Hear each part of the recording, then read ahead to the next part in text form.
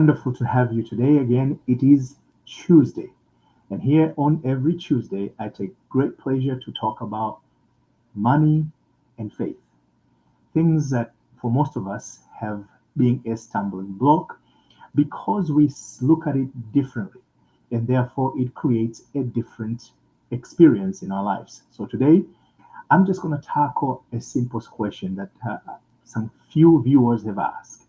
When enough is no longer enough in your finances, when you've prayed harder, when you have done all that you are supposed to do or advised to do in the area of faith, and there you're sitting wondering what's next because yet the outcome has not been what you would have liked to have. So, the question I want to ask you today, are you in that place in life where you can look at your finances and say, you know what? I feel amazing.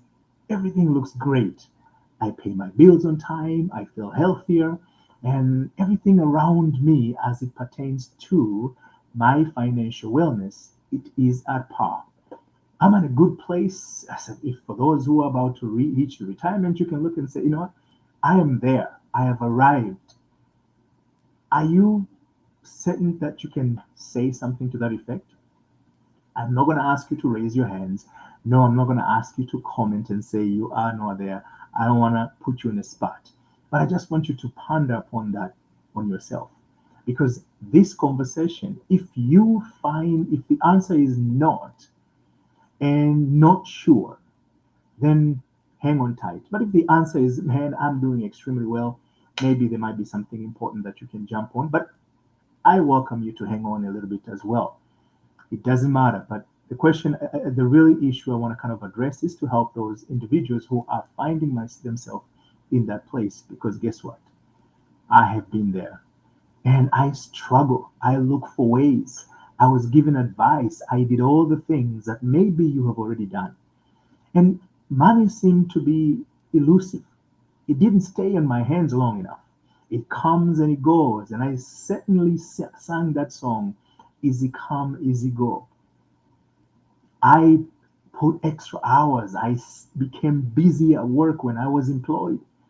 And yet, money came and go. I was just a passing by. It was like a bus stop. The bus doesn't really stay there or it doesn't park there. It passes by. It stops for a brief moment and it will stop multiple times, pick up passengers and go. And that's what it felt for me. I don't know about you. If you're at that place today where you feel like you're just passing things from one end to another. Responsibility comes, money comes, and it goes. And you cannot see, or often you have to dig into your saving. And it becomes a habitual thing. You know exactly that I'm saving this money, but I'm going to go and grab it. And you repeat the same process. So you have prayed, you have tithed, you've served, but the numbers still don't add up. The bills outtalk your budget if you have one. And deep down you whisper, maybe this is my lot. And for me, for years, I kind of felt that. I mean, I got used to the struggle. I work hard and the bills are paid, but you catch up. You're constantly playing catch up. And if an emergency happens, you dig on a credit card and then you slowly pay it off. And there are many times I was proud of the credit report I had. But also, I wasn't very proud of my saving, nor was I proud of my finances affair. They were in shambles. In my book, I talk about this concept of Egypt. And Egypt, as it's written in the story of the Exodus from the scriptures, from the Bible, the Old Testament, Egypt is described as a place. But the writer is informing us more than just a place called Egypt, a country as we know today. In fact, my son is heading to Egypt at this very moment. He's going to go and study for a year there. So give shout out to my son Victor, and I'm so proud of him for making that jump. He hasn't been that far on his own, but he said he's going to do so. And for that, I give him kudos for that. I've done the same move before, but I was at age 22, 23. He's only 20. So a few years apart, but guess what? He's doing it. So I congratulate him. He's going to Egypt again. But the author of the book from the book of the Exodus. And I just want to walk you through quickly here how you can utilize the scriptures as tools, not as something you read to pass by time, but as tools that you can incorporate in your life in order to set yourself free from where you are and experience life in a manner and meaningful way. As I mentioned, in the book of Exodus, there's this conversation where we are told about the children of Israel they end up in Egypt because of Joseph and as a result of famine. But Egypt, as much as it is spoken as a physical place, but the author truly revealed the tool through the spirit, and Egypt is a state of mind. And that state of mind is described by the lifestyle that the children of Israel found themselves in Egypt.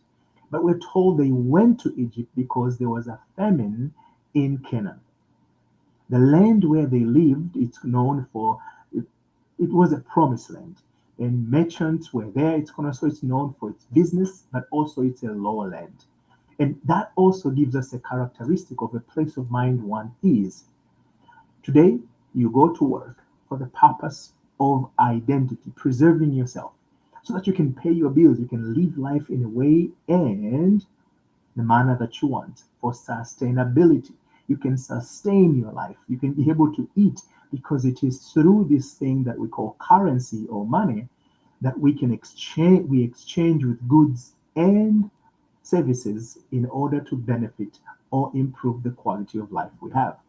So today, if you are any of those people that I've named, the quality of life you're having is not consistent with the amount of labor or hopefulness that you have. So you have gone to work. You had started a business. You have done whatever you are doing as a means of earning your income. That initiative is what is described from the children of Israel. There was a famine in the land. The reason you went to whatever you do is because there is a lack where you were sitting. And you thought, as maybe you were told, and in the story that's what happened, where if I go and work, guess what? I am going to get paid. And once I get paid, I can sustain myself to the level of the payment I receive. And some of you will say, I'm going to school so that I can have a better education. And that better education will lend me a better job. And that better job will sustain me to live a particular lifestyle. And some of you have gone and got even better and better education, masters, PhD, maybe 2 masters, 3 masters, and 2 PhD, and 5 PhD. I don't know. Each and every one of you have taken a different path. But your path is what is described. You are the very children of Israel who have moved out of Canaan to Egypt. In this endover that you've taken it, Egypt is a place of limitation. Where you work more, you get paid less. Where you do more, but you get back less. As we know, that's what happened to the children of Israel. But it is not that Egypt is a bad place, because as they enter Egypt, we are told there was a place called Goshen, a place of beauty, a place of that we said the land was very fertile, meaning that the ability to produce exists even in Egypt. So what I'm saying is, according to the Bible, especially the book of Exodus, no matter where you are, your Egypt, the state of mind you occupy, in your Egypt, there is a possibility of you experience life at a level that is better than you've ever experienced before. I want to share a quick story of how that can be very possible. I remember back then, I had what I considered to be a very good job at that moment. I was a business analyst for a company called Wells Fargo Home Mortgage. And I took part on a project that I was very proud of. And we were able to turn that product that I was part as a project to one of the most earning product in the history of Wells Fargo. And at that moment, I don't know today, that product was able to generate revenue over $1 billion a month. No other financing program has ever generated that amount of money at that moment. So being part of such accomplishment, of course, anybody will be very proud. But guess what? Despite putting a lot of hours in crafting, improving, kind of managing that program, somebody else got a bonus and I got not a dime. I remember actually we were celebrating, and the director of that program was called Three-Step Refinancing Program, gave me as part of the effort and everything else, said, you've done an amazing job, Alpha, and gave me a gift card of a $20. Imagine that, where you've taken a program generating over $1 billion in revenue, and they're giving you $25 as a gift certificate. Of course, I took great pride even at that level because I was like, you got to be thankful for everything you're given. But guess what? I was in Egypt. I was in a place I was experiencing something where I was giving more, but I was getting back less. And most of you are living in your own Egypt. You put overtime, you put extra hours, you put second job, you have the third job, and yet you are not sustaining yourself consistent with your interest. So the Bible, as it is told in the story of Exodus, you are no other place but in Egypt. The secret is finding yourself in Egypt and yet find a way to live in Goshen. But most important is how can you get out of Egypt to the promised land, where life is more fully lived. So back to my story. A few months later, I lost that contract. I mean, that job at Wells Fargo, because according to some information I had, was they were paying me more, and they brought somebody else who got paid less, and I trained the person, and they said, you know what, Alpha, we don't need you anymore. This person can do, and the program by then it was already running in a smoother way. So they just needed somebody to kind of communicate things here and there. When I lost that job, I was like devastated because I took great pride, despite that I was in Egypt, despite that I was not adequately compensated, but the status that I had, the people that I spoke to, and they look up to me, they will come and sincerely ask or seek advice from me. It made me feel like something special. So when I lost it, it was devastating. And most of you today are sitting in places in Egypt. The children of Israel felt comfortable. They were somewhat comfortable with Egypt, the Egypt they lived in. You, as the children of Israel, and the children of Israel is simply a person who have a desire and willingness to achieve it. Because Israel was driven from Jacob. And Jacob was given the name because it was said that he fought God and man, and guess what? He won. But me and you know, according to the story, the man that he was about to fight was his brother. And he wasn't really going to fight, but he was thinking he might have to fight him. And he was terrified by that idea. So he didn't really fight men and won, nor did he fight God because he fought with an angel. Of course, there's more to that information, which this particular conversation is not equipped to have that. We'll have, if any interest aroused, I can kind of break it down more, what it meant to fight the angel and how does that relate to God. But I'll leave it there. So in a context, we know that Jacob did not fight God as we know, but nor did he fought man. He only fought an angel that day. So why was he given the name that implies that he fought God and men? Because that's how the author wants us to describe what he called Israel. It is that person, it is you, who is hunger for something better, for a blessing, and you're willing to fight for it. Because that's what Jacob did. He said, I will not, and this is the statement, I will not let you go unless you bless me. In an essence, he was willing to fight for that which he wanted to have. And today, maybe you're watching this because you are at that position in life where you are willing to fight for that which you want to have, the financial freedom. So you are the Israelites who found yourself in Egypt. Egypt is an experience that gives you limitation. You labor more and get less. You give more, you get less. So, in an essence, you are living in your own Egypt. But in that Egypt, there's Goshen, a place of possibilities. And today, I want to start with that place where it says, because the issue is when enough is not enough.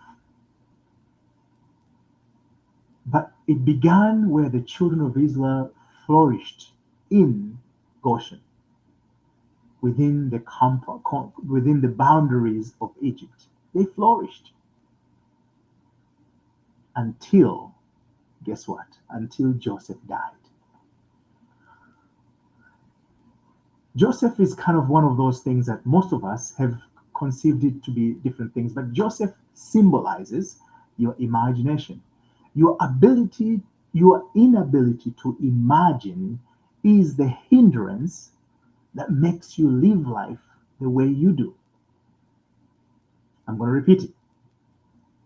You might say the devil did this, and somebody might have told you that. You might say you've been cursed. You might say because of the color of my skin. You might say because, and you might have so many because. And you are entitled to have them. But the one that matters, that can transform your lives, you can choose to hold a baggage of titles, of reasons. And Jesus said, that path is so narrow, a camel cannot pass with his luggages. You are carrying so many luggages, reasons why you cannot succeed, why life is difficult, why your finances are not in place. All of these are reasons, and they're reasonable reasons because they're real to you. But the one that actually transforms your life is none of those that you're holding.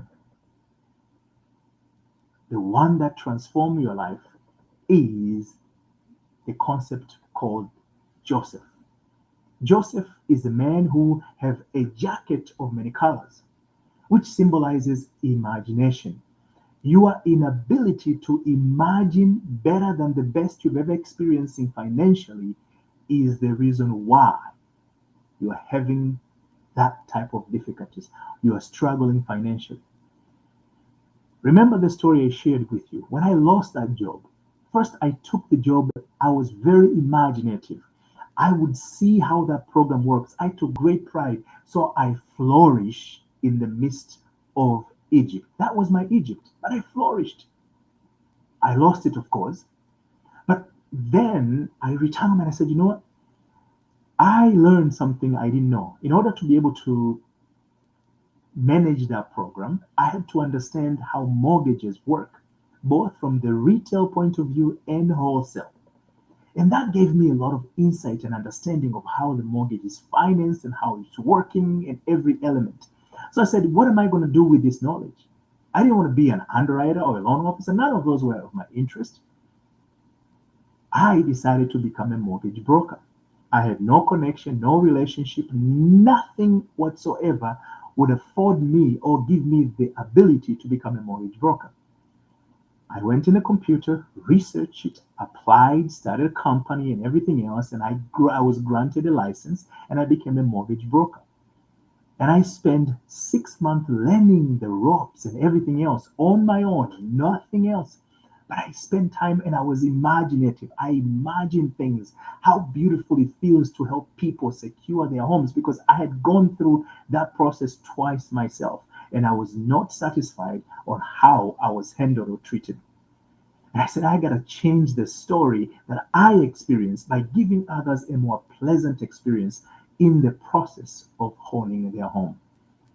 And I did an amazing job, but it was the ability to imagine that led me out of that Egypt, the Egypt that I was experiencing, to a point where I experienced total financial freedom.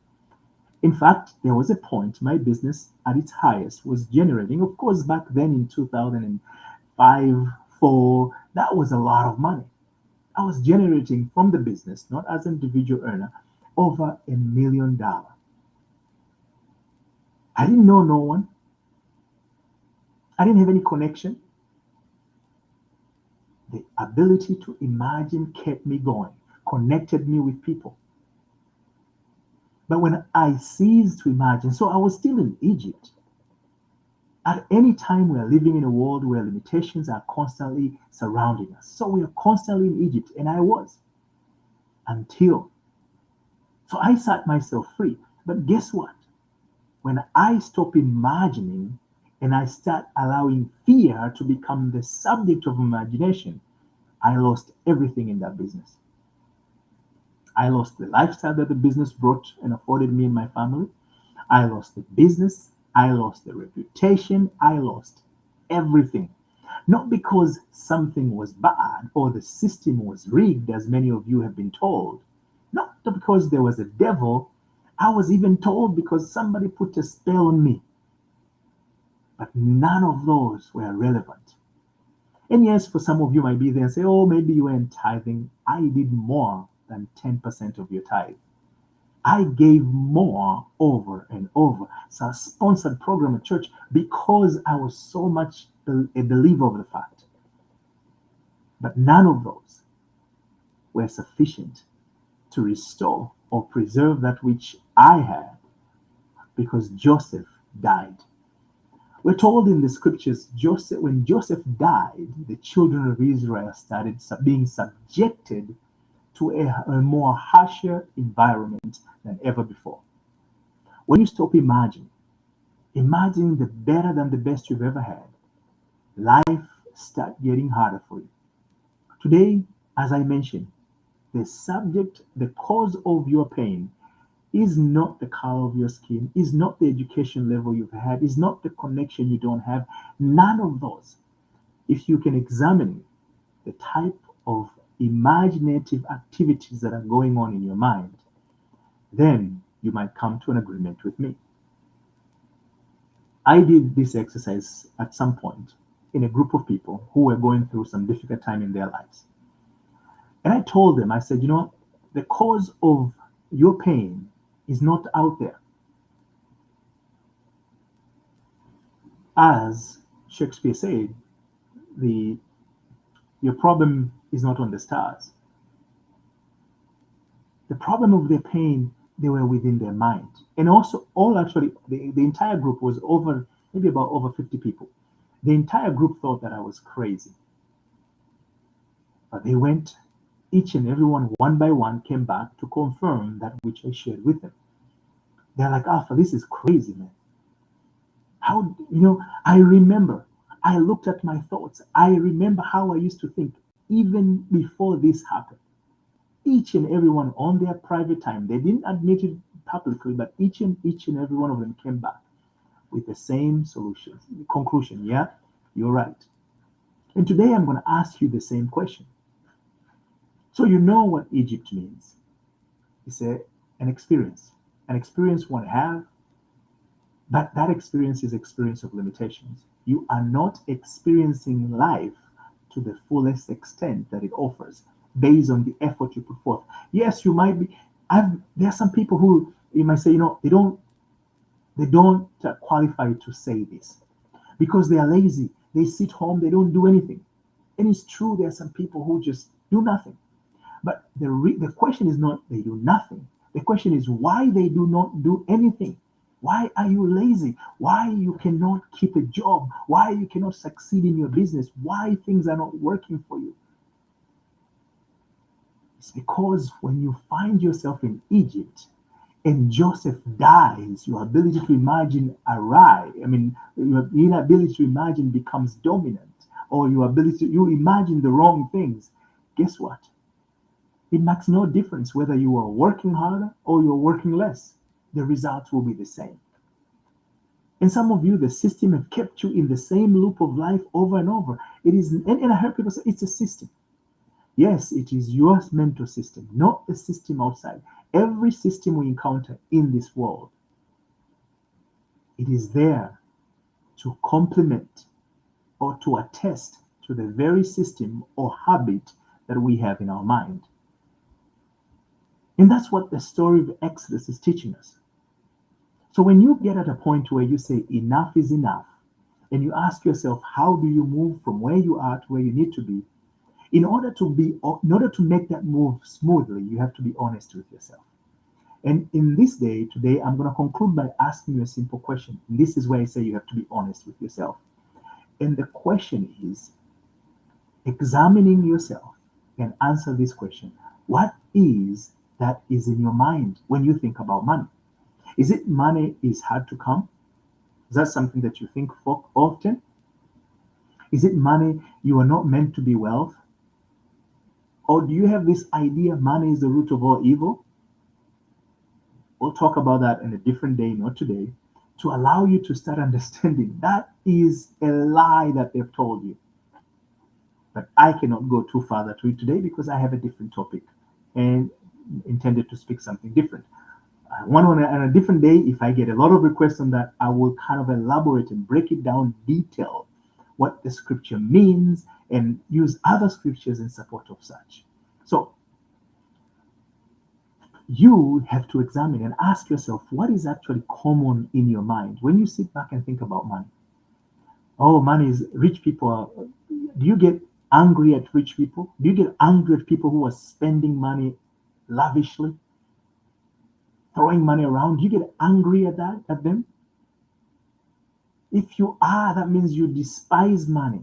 And if you despise money, we'll talk about it another day. But I just want you to start with this very simple concept. What is your relationship with money as it pertains to your thoughts? Because that is Joseph. If that thoughts are not consistent with what you want, then Joseph is dead. And if Joseph is dead, a Pharaoh will rise. A Pharaoh is a belief system. If you know anything about the Bible, and I'm not saying you don't, but I'm just using it as a statement. If you know anything about the Bible and the story of Pharaoh, Pharaoh was not a person, it was a title. There are many Pharaoh, but each one of them was called Pharaoh, but the Pharaoh is a title.